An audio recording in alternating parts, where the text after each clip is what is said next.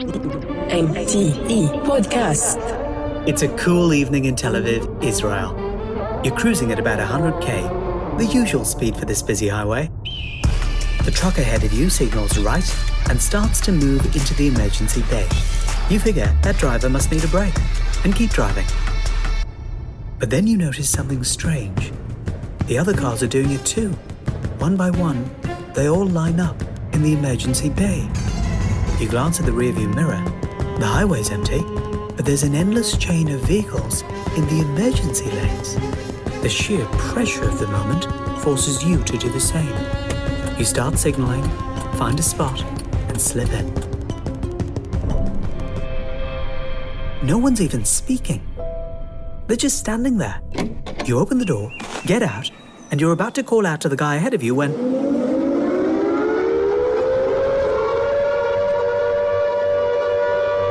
Is that an air raid siren?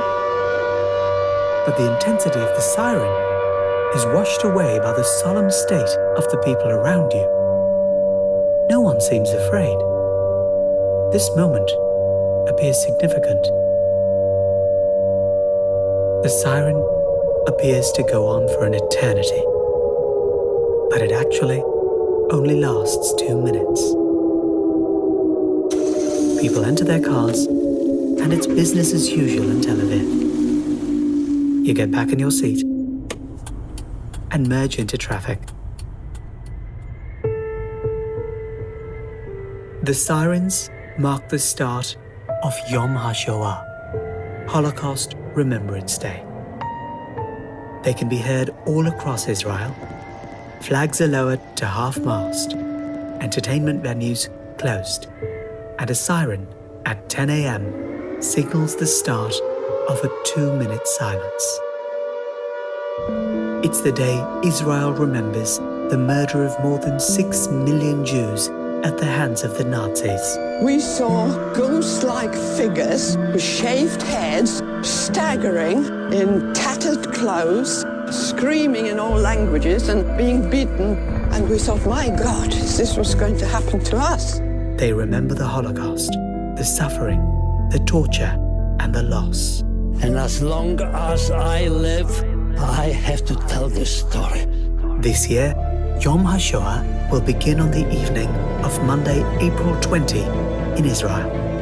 Yom HaShoah is also commemorated by others around the world, usually in the form of memorial services, candlelight visuals, and talks by Holocaust survivors. In Poland, Yom HaShoah is commemorated by a march.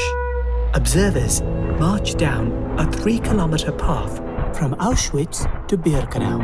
This is the same 3-kilometer path that connected the Auschwitz and Birkenau death camps. It's called the March of the Living and serves as a tribute to the lives lost at the camps. Our state of isolation will make remembrance ceremonies very different this year. On Monday, April 20, please spare a thought for our Jewish friends, family, and Holocaust survivors. We must never forget. MTE Podcast is produced by me, Niall Fernandez. I share a new episode each week, and you can connect with me on Instagram at MTE Podcast.